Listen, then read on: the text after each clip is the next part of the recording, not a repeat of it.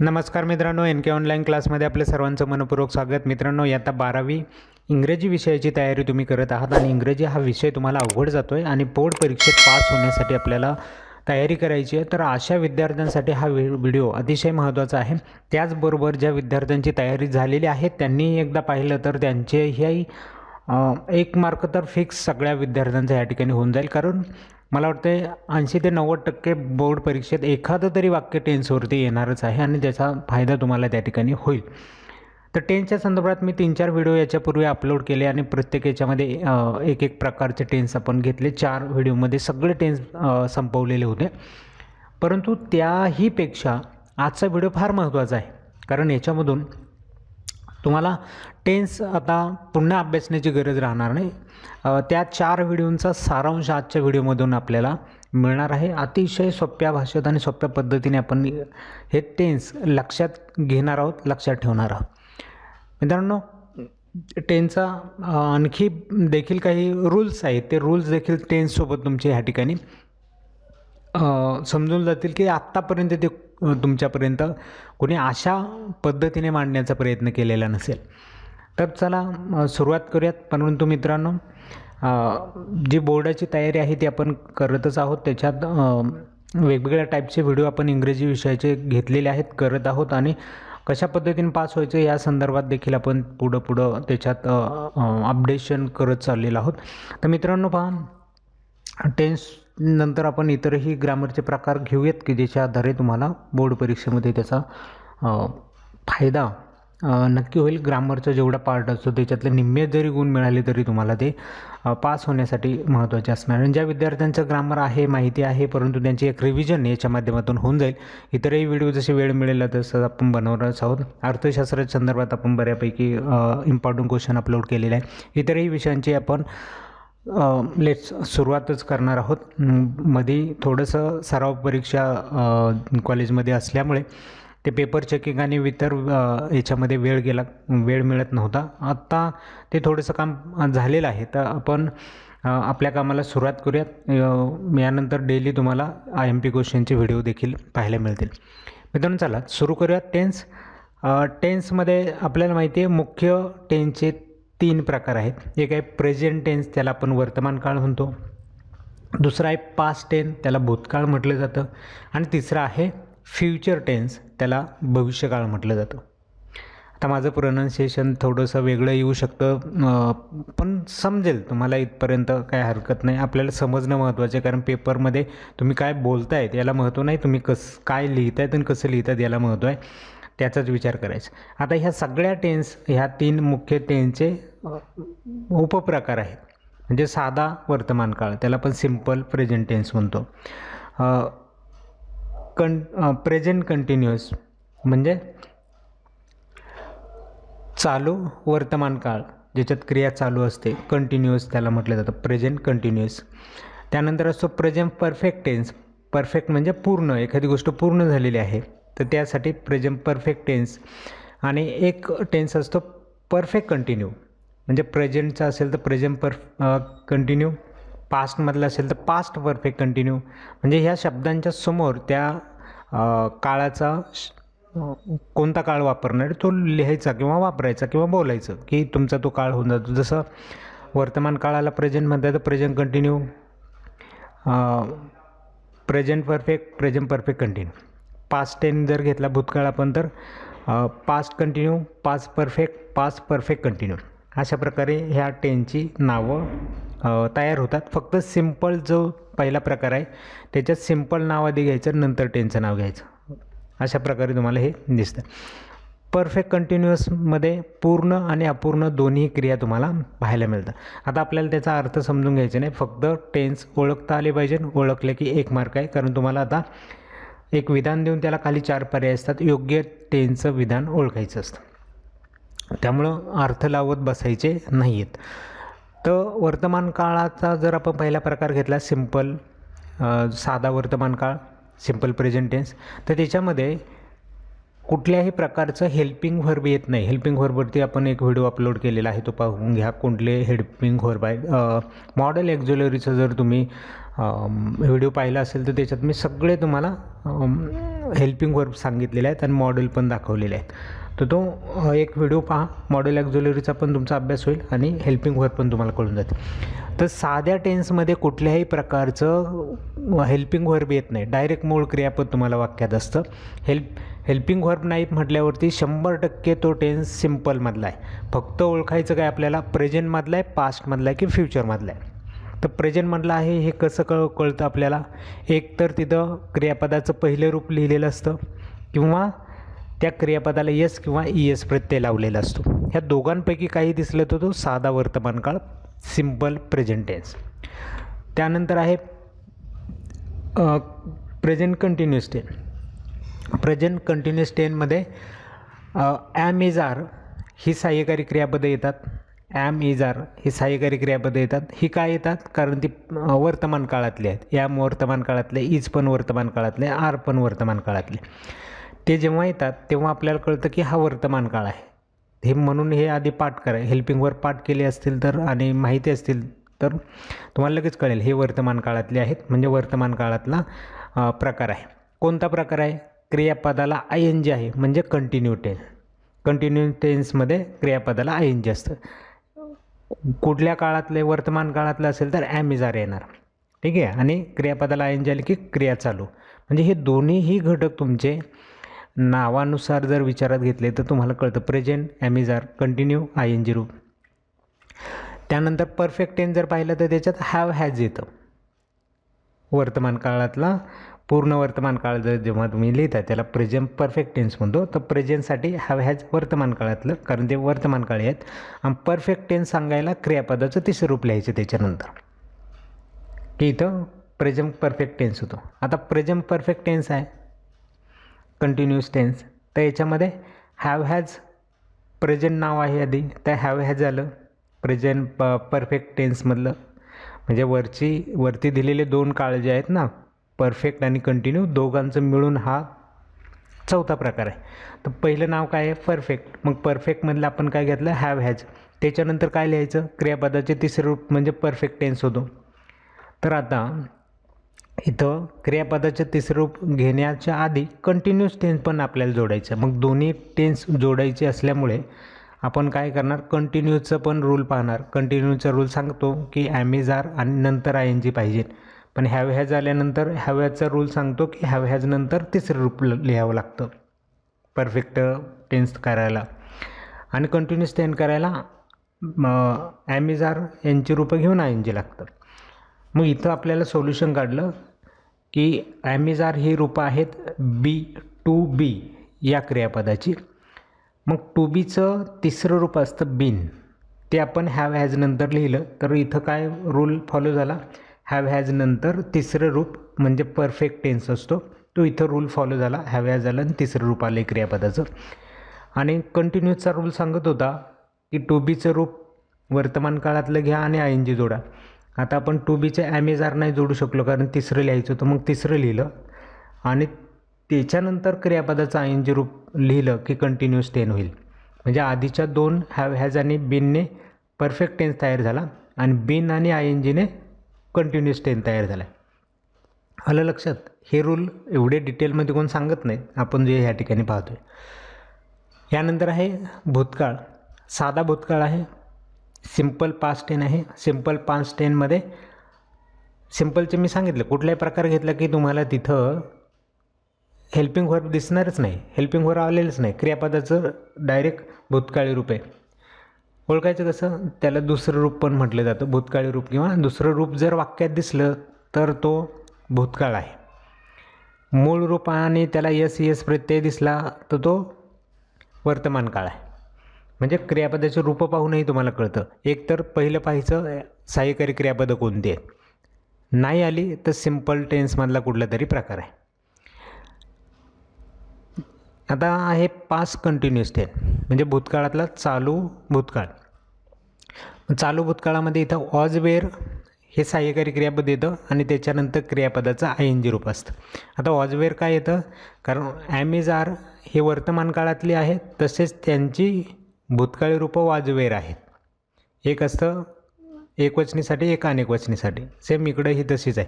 ते 2-2 का देतो आपण? एकवचनासाठी एक आणि अनेकवचन कळावं म्हणून. कर्ता एकवचनी ऑज घ्या, कर्ता अनेकवचनी वेर घ्या. तर त्याच्यावरती आता मी फोकस केलं नाही, ते तुम्हाला माहिती असेल असं समजतं. मग इथं कंटिन्यूस टेन्समध्ये ऑज वेर हे भूतकाळी रूप वापरलं कारण भूतकाळ आहे आणि क्रियापदाचं आय एन जी रूप म्हणजे कंटिन्यूस टेन्स. पास्टसाठी ऑज वेर, कंटिन्यूससाठी आय एन जी रूप झालं प्रकार आहे ना. त्यानंतर आहे पास्ट परफेक्ट. पास्ट आहे कशावरून कळणार? पास्टसाठी हॅड वापरले, पास्टसाठी हॅड वापरले. आणि परफेक्ट टेन्स आहे त्याच्यासाठी क्रियापदाचं तिसरं रूप लिहिलं जातं, त्याच्यासाठी क्रियापदाचं तिसरं रूप लिहिलं जातं. याच्यावरून कळेल हॅड आणि क्रियापदाचं तिसरं रूप असेल तर पास्ट परफेक्ट टेन्स. यानंतर परफेक्ट कंटिन्यू. मग असे आपण जसं पाहिलं तसंच पास्ट परफेक्ट कंटिन्यूस आहे तर परफेक्टचं रूल सांगत होता हॅड आणि क्रियापदाचं तिसरं रूप. मग तिसरं रूप आपल्याला वापरावं लागेल तर इथं बिन घेतले आपण टू बीचं. ऑज वेर पण कोणाची रूप आहेत? टू बीचीच आहेत. मग टू बीची रूप असल्याने टू बीचंच आपण तिसरं रूप वापरलं.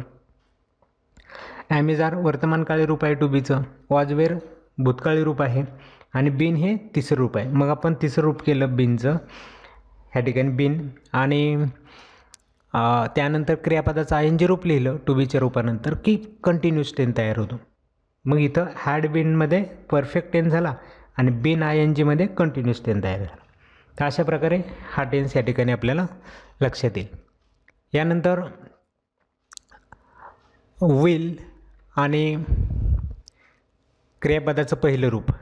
आता मी सांगितलं की जेव्हा तुम्हाला हेल्पिंग वर्ब दिसणार नाही त्यावेळेस साधा टेन्स असतो, पण फ्युचर टेन्समध्ये विल हे भविष्यकाळ दाखवण्यासाठी वापरलं जातं. फक्त भविष्यकाळ दाखवायला विल वापरलं जातं आणि विल नंतर क्रियापदाचं पहिलं रूप असतं. जेव्हा असं दिसेल तुम्हाला विल आणि क्रियापदाचं लगेच पहिलं रूप तेव्हा साधा साधा भविष्यकाळ त्या वाक्यामध्ये आहे. Simple future tense. विल फक्त भविष्यकाळ क्रिएट करतो आणि पहिलं रूप हे विल नंतर वापरावंच लागतं. विलचा तो नियम आहे मॉड्युलर ऑक्झिलरीचा की त्यांच्यानंतर नेहमी पहिली रूपं क्रियापदाची लिहिली जातात. विल आले म्हणून इथं पहिलं रूप येऊन जाईल. लक्षात. वर्तमान काळामध्ये साध्या वर्तमान काळात पहिलं रूप होतं, इथंही पहिलं रूप आहे. पण साध्या वर्तमान काळात विल येत नाही. विल आलं की भविष्यकाळ फिक्स आपला. विल म्हटलं की भविष्यकाळ, विल म्हटलं की भविष्यकाळ, विल म्हटलं की भविष्यकाळ. मग तो कोणताही तो ओळखायचा असेल तर त्याच्या रूपानुसार कळेल. आता आपण एक रूप पाहिलं की पहिलं रूप आलं लगेच की तो साधा भविष्यकाळ तयार होतो. फ्युचर कंटिन्यूस कसा होईल? विल येणार पहिलं. त्याच्यानंतर कंटिन्यूस टेन्स करायला आपल्याला काय सांगितलं होतं की टू बीचं रूप वापरावं लागतं. मग टू बीचं आपण वर्तमान काळात ॲमेझार वापरलं होतं, भूतकाळामध्ये वॉज वेअर वापरलं होतं. तिसरं रूप जिथं वापरायचं तिथं बिन वापरलेलं होतं. आता इथं आपल्याला टू बीचं तिसरं रूप नाही वापरायचं. ॲमेझार वॉज वेअर वर्तमान काळाचे, ॲमेझार वर्तमान काळ, वॉज वेअर भूतकाळाचे. मग भविष्यकाळासाठी कोण? भविष्यकाळासाठी रूपच नाही आहे त्याला, म्हणून स्वतः तो बी टू बीतला बी स्वतः येतो ह्या ठिकाणी. आणि मग त्याच्यानंतर क्रियापदाचं आय एन जी रूप लिहायचं. म्हणजे टू बीच्या रूपानंतर आय एन जी रूप हा जो रूल आहे कंटिन्यूस टेन्सचा तो ह्या ठिकाणी फॉलो होतो. आणि त्याच्या आधी विल येतं. विल नंतर बी का आला तर विल नंतर क्रियापदाचं मूळ रूप वापरायला लागतं. ॲमेझार हे मूळ रूप नाही, वॉजवेअर हे देखील मूळ रूप नाही. टू बी मधला बी हे त्याचं मूळ रूप आहे म्हणून बी आलेलं आहे पा विल नंतर. म्हणजे इथेही दोन रूल लागू झाले. विल नंतर मूळ क्रियापद आणि टू बीच्या रूपानंतर आय एन जी रूप क्रियापदाचं. तर हे सगळे रूल त्या ठिकाणी लागू होतात. मी सांगितलं ना आत्तापर्यंत तुम्हाला असं कोणी सांगितलं नसेल ते तुम्हाला या ठिकाणी पाहायला मिळेल. यानंतर आहे future perfect tense. Futures tense आहे तर विल वापरलेले असतं पहिल्यांदा. परफेक्ट टेन्सचा रूल काय सांगत होता? हॅव, हॅज, हॅड ही जी रूपं आहेत ते येऊन क्रियापदाचं तिसरं रूप असतं. मग आता हॅव, हॅज हे टू हॅवचं वर्तमानकाळी रूप आहे. हॅड हे टू हॅवचं भूतकाळी रूप आहे. आणि विल नंतर आता मूळ रूप वापरावं लागेल. मग हॅव, हॅज, हॅडचं मूळ रूप काय? To have, have. मग तो हॅव स्वतः त्या ठिकाणी आपण वापरतो आणि हॅव नंतर क्रियापदाचं तिसरं रूप लिहायचं. म्हणजे इथं पुन्हा दोन्ही नियम लागू झाले. विल नंतर मूळ रूप आणि हॅव नंतर तिसरं रूप. अशा प्रकारे हा future perfect tense. Perfect continuous फ्युचरमधला. फ्युचर म्हटलं की काय लिहायचं? विल. परफेक्ट त्याच्यानंतर शब्द आहे. मग परफेक्टमध्ये काय असतं? हॅव हॅज हॅड असतं, म्हणजे हॅवची रूपं असतात आणि त्याच्यानंतर क्रियापदाचं तिसरं रूप असतं. पण विल नंतर हॅव हॅज हॅड ही रूपं वापरून नाही चालणार, मूळ रूप वापरावं लागेल त्यांचं. मग हॅव हॅज हॅडचं मूळ रूप आहे टू हॅव, हॅव. मग हॅव वापरलं. हॅव नंतर क्रियापदाचं तिसरं रूप पाहिजे, पण इथं आपल्याला लगेच क्रियापदाचं तिसरं रूप लिहिता येत नाही कारण कंटिन्यूस टेन्स पण करायचं आहे. मग काय वापरायचं? बीन. टू बीच्या रूपात मधला बीन वापरायचा, कारण हॅव नंतर तिसरं रूप पाहिजे. टू बीचं रूप आपलं तिसरं रूप आहे बीन, ते लिहिलं. आणि टू बीच्या रूपानंतर क्रियापदाचा आय एन जी म्हणजे कंटिन्यूस टेन्स होईल. मग क्रियापदाचा आय एन जी रूप. हे सगळे रूल त्या ठिकाणी लागू होतात आणि अशा प्रकारे हे 12 टेन्स आपले बनलेले आहेत. हे तर मी सगळ्या आत्तापर्यंतच्या व्हिडिओमध्ये तुम्हाला सांगितलेलेच आहे. आता नवीन काय? मी सांगितलं एकाच आजच्या तुम्हाला प्रकारामध्ये सगळे टेन्स परत पाहण्याची गरज लागणार नाही, अशा पद्धतीने सांगणार आहे. एक्सप्लेन तर मी केलं. आता परीक्षेमध्ये तुम्हाला एक वाक्य देतील, त्याचे 4 पर्यायी वाक्य पण दिली जातील आणि कंसात जो टेन्स सांगितला आहे तो ओळखायचा. मग कसा ओळखायचा? पहा, मी इथं क्रियापद राईट घेतलेलं आहे. राईट क्रियापदावरून सांगतो. जेव्हा कर्ता, क्रियापद आणि उरलेला भाग असं वाक्य असेल आणि त्याच्यात तुम्हाला हेल्पिंग व्हर्ब एकही दिसलं नाही, क्रियापद दिसलं, क्रियापदाचं मूळ रूप दिसलं किंवा क्रियापदाला एस किंवा ईएस प्रत्यय दिसला, तर 100% तो टेन्स कुठला? Simple present tense. क्रियापदाचं मूळ रूप किंवा क्रियापदाच्या रूपाला एस किंवा ईएस प्रत्यय असं जर वाक्यात दिसत असेल क्रियापदामध्ये, तर तो सिम्पल प्रेझेंट टेन्स असतो. ह्याच्यावरून लगेच तुम्हाला उत्तर कळू शकतं. जर तुमच्या वाक्यामध्ये क्रियापदाला हे दिसलं तर लगेच त्या ठिकाणी सिम्पल प्रेझेंट टेन्सचं वाक्य ओळखून घ्यायचं. जर वाक्यामध्ये क्रियापदाचं भूतकाळी रूप दिसलं, दुसरं रूप दिसलं, तर 100% तो टेन्स सिम्पल पास्ट टेन्स असतो. फक्त क्रियापद पाहून तुम्ही काळ ओळखू शकता आणि बरोबर वाक्य ओळखू शकतात. सहाय्यकारी क्रियापदच आलेली नाही आहेत, फक्त काय आलं आहे? क्रियापदाचे रूप आहेत आणि ते कोणतं आहे? भूतकाळातलं आहे की वर्तमान काळातलं आहे की एस एस प्रत्ययावालं आहे? त्याच्यावरून तुम्हाला हे टेन्स कळतील. यानंतर आहे तिसरा साधा भविष्यकाळ. तर साधा भविष्यकाळ कसा ओळखायचा? वाक्यामध्ये विल येणारच आहे. भविष्यकाळ विल आला की भविष्यकाळ, विल आला की भविष्यकाळ, आणि त्याच्यानंतर क्रियापदाचं मूळ रूप लगेच असेल, मध्ये कुठलाच शब्द नाही, क्रियापदाचं मूळ रूप असेल, तर तो असतो साधा भविष्यकाळ, सिम्पल फ्युचर टेन्स. आता नावंही देतो आहे मी पूर्ण टेन्सची, म्हणजे तुम्हाला कळतील. हा चार्ट लिहून घ्या तुमच्याकडून, पाठ करा, समोर वाक्य घ्या, त्याच्यात शोधायला तुम्हाला सोपे जातील. यानंतर आहे प्रेझेंट कंटिन्यू. प्रेझेंट कंटिन्यूचं वाक्य ओळखायचं कसं? ज्या वाक्यामध्ये ॲम, इज, आर या तिघांपैकी एक, सगळे येणार नाहीत तिघं पण, ॲम येईल, इज येईल किंवा आर येईल आणि त्यांच्यानंतर क्रियापदाला आय एन जी रूप दिसेल. ॲम इज आरपैकी एक आणि त्याच्यानंतर लगेच क्रियापदाला आय एन जी रूप दिसलं तर त्या वाक्य प्रेझेंट कंटिन्यूअस टेन्स आहे. लगेच ओळखायचं, लगेच पाहिल्यानंतर लगेच त्या ठिकाणी प्रेझेंट कंटिन्यूअस टेन्स आहे, कळलं पाहिजे तुम्हाला. असंच जर वाक्यात वॉज, वेअर यांच्यापैकी एक दिसलं आणि त्याच्यानंतरचा शब्दाला क्रियापदाच्या आय एन जी जोडलेलं असेल, तर 100% ते वाक्य पास्ट कंटिन्यूअस टेन्स आहे. पहा विद्यार्थी मित्रांनो, कशा प्रकारे टेन्स आपल्याला ओळखता येतात ते सांगतो आहे. वाक्यात काय दिसल्यावरती कोणता टेन्स? ॲम इज आर दिसलं, आय एन जी दिसलं, present continue.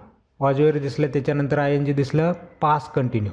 I N G दिसलं की कंटिन्यू, आय एन जी दिसलं की कंटिन्यू. फ्युचर कंटिन्यू पण तुम्हाला तसा दिसेल. विल म्हणजे फ्युचर टेन्स झाला. त्याच्यानंतर बी हा स्वतः आलेला आहे, कारण विल नंतर मूळ क्रियापद वापरावं लागतं. तर मूळ क्रियापद बी आला. त्या बी नंतर आय एन जी रूप वापरलं की कंटिन्यूस टेन होतो. मूळ बीच्या कोणत्या तरी रूपानंतर आय एन जी आले की कंटिन्यूस टेन होतो. आणि इथं फ्युचर कंटिन्यूस टेन तयार झाला, कारण विल आलेलं आहे. तर मी मगाशी रूल सांगितले ते आता परत सांगत नाही. विल नंतर बी का, बी नंतर रायटिंग का, तर ते आधीच्या याच्यात सांगितलेलं आहे. थोडंसं व्हिडिओ पाठीमागं घेऊन ऐका, समजेल तुम्हाला. यानंतर परफेक्ट टेन्स जर पाहिला, परफेक्ट टेन्स ओळखायचे कसे? जेव्हा वाक्यात हॅव किंवा हॅज यांच्यापैकी एक शब्द दिसतो आणि क्रियापदाचं तिसरं रूप दिसतं लगेच, दोघांपैकी एक आणि क्रियापदाचं तिसरं रूप जर दिसलं वाक्यात, तर वाक्य प्रेझेंट परफेक्टचं आहे. हॅव हॅज हे प्रेझेंटमधले म्हणजे वर्तमान काळातले प्रेझेंट आहेत. आणि त्याच्यानंतर तिसरं रूप म्हणजे परफेक्ट टेन्स. आलं लक्षात? यानंतर पास्ट परफेक्ट टेन्स कसा ओळखायचा? जेव्हा हॅड हे एकमेव त्या ठिकाणी येताना लगेच क्रियापदाचं तिसरं रूप असतं. मग हॅड आणि क्रियापदाचे तिसरं रूप दिसलं की पास्ट परफेक्ट. हॅड हे पास्टमधलं आहे म्हणून पास्ट, आणि तिसरं आहे म्हणजे परफेक्ट, तिसरं रूप म्हणजे परफेक्ट. त्यानंतर विल आला आहे, भविष्यकाळ झाला फ्युचर. हॅव आला, परफेक्ट आलं, हॅव आला, परफेक्ट आलं, आणि क्रियापदाचं तिसरं रूप म्हणजे फ्युचर परफेक्ट टेन्स त्या ठिकाणी तयार झाला, फ्युचर परफेक्ट टेन्स. यानंतर प्रेझेंट परफेक्ट कंटिन्यूस कसं ओळखणार? जेव्हा हॅव हॅजपैकी एक, त्यानंतर बीन आणि त्यानंतर क्रियापदाला आय एन जी रूप असं जर दिसलं तर वाक्य present perfect continuous tense. Present आहे, हॅव हॅज, परफेक्ट आहे आणि कंटिन्यूस पण आहे. ठीक आहे, अशा प्रकारे हा टेन्स ओळखता येतो, have has been I N G. त्यानंतर हॅड बीन आणि क्रियापदाचे आय एन जी रूप दिसलं, हॅड बीन क्रियापदाचे आय एन जी रूप, तर तो tense past perfect continuous tense, past perfect continuous tense. कारण याच्यात पास्ट हॅड आले, परफेक्ट बीन आहे आणि कंटिन्यूला आय एन जी रूप आहे बीन नंतर. त्यानंतर future perfect continuous, will future दाखवतो, हॅव बीन परफेक्ट टेन्स दाखवतं आणि been I N G continuous tense दाखवतं, फ्युचर परफेक्ट कंटिन्यूस टेन. आता याच्यातलं फक्त रेड कलरमध्ये जे क्रियापद मी वापरलं, रायटिंग, रिटर्न, हे क्रियापदं तुमची बदलू शकतात, पण सहाय्यकारी क्रियापदं जी जिथं जिथं लिहिलेली आहेत ती तिथंच असतात आणि ती त्याच काळातलं वाक्य दाखवतात. म्हणजे will be I N G असेल वाक्यामध्ये तुमच्या दिलेल्या, तर तो टेन्स कोणता? Future continuous tense, future continuous tense. आता हे लक्षात ठेवायला काय आयडिया आहे का, तर त्याची आयडिया पण सांगतो. पहिले जे सिम्पलचे टेन्स आहेत ना, त्याच्यात टू बीची रूपं असतात हेल्पिंग व्हर्ब, पण टू डूची रूपं असतात. टू डूची रूपं ही स्पष्टपणे आपण दाखवत नाही, गरज पडेल तेव्हाच ती बाहेर काढतो. आता प्रेझेंटमध्ये टू डूची रूपं कोणती आहे? डू आणि डज आहे. तर ते डू आणि डज राईट आणि राईट्स याच्यामध्ये लपलेले आहेत. राईटमध्ये डू आहे आणि राईट्समध्ये डज आहे, ई एस प्रत्यय त्या डजचा आहे. तो तुम्हाला गरज पडली की तो तिथून बाहेर येतो. म्हणजे त्याच्यात हे डूची रूपं आहेत ऑलरेडी, आपण ते बाहेर काढून लिहिली नाही. त्यामुळे तुम्हाला वाटतं की सहाय्यकारी क्रियापदं सिम्पल टेन्समध्ये येत नाहीत, पण आहेत, तिथं असतात, टू डूची रूपं असतात ते. दुसरं आहे पास्ट, सिम्पल पास्टमध्ये रोट आला आहे, त्या रोटमध्ये डीड लपलेला आहे. म्हणजे डीड जेव्हा तुम्ही बाहेर काढाल ना, तेव्हा त्या रोटचं राईट होईल आणि डीड राईट असं वाक्य त्याचं बनतं, पण तो डीड आपण त्या शब्दात टाकल्यामुळे त्याचं राईटचं रोट झालं. त्यानंतर विल हे सहाय्यकारी क्रियापद आहे. त्याच्यानंतर डू वापरायला पाहिजे नव्हतं आपण, पण डू वापरलं नाही, कारण डू लिहित नाही आपण, डूचे कोणतेच रूप लिहित नाही.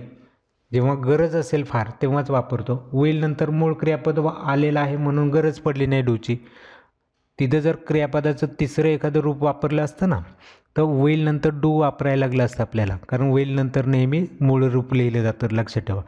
विल नंतर नेहमी मूळ रूप. मग विल डू राईट असं आपल्याला ते वाक्यात तयार करायला लागलं असतं, पण ते लिहित नाही. पण ॲक्च्युअली ते वाक्य विल डू राईट असं असतं, पण ते आपण दाखवत नाही डूची रूपं. म्हणून सिम्पलमध्ये सगळी डूची रूपं येतात, टू डूची. त्यानंतर कंटिन्युअस टेनमध्ये असतात टू बीची रूपं. टू बीची रूपं. मग टू बीची रूपं कोणती आहेत? वर्तमान काळात ॲमिजार आहेत, भूतकाळामध्ये वॉज वेअर आहे, आणि फ्युचरमध्ये बी, स्वतः बी त्या ठिकाणी येतो, कारण विल नंतर मूळ क्रियापद वापरायचं. मग ॲमिजार वॉज वेअर यांचं मूळ रूप काय? बी, म्हणून त्या ठिकाणी विल नंतर बी आलेला आहे, आणि मग ING रूप क्रियापदाचं. म्हणजे इथं टू बीच्या रूपांचा वापर होतो कंटिन्युअस टेनमध्ये. सिम्पलमध्ये कोणता होतो? टू डूच्या रूपांचा. कंटिन्युअसमध्ये कोणता होतो? टू बीच्या रूपांचा. त्यानंतर परफेक्ट टेन्समध्ये कोणते रूपं येतात? टू हॅवची रूपं येतात.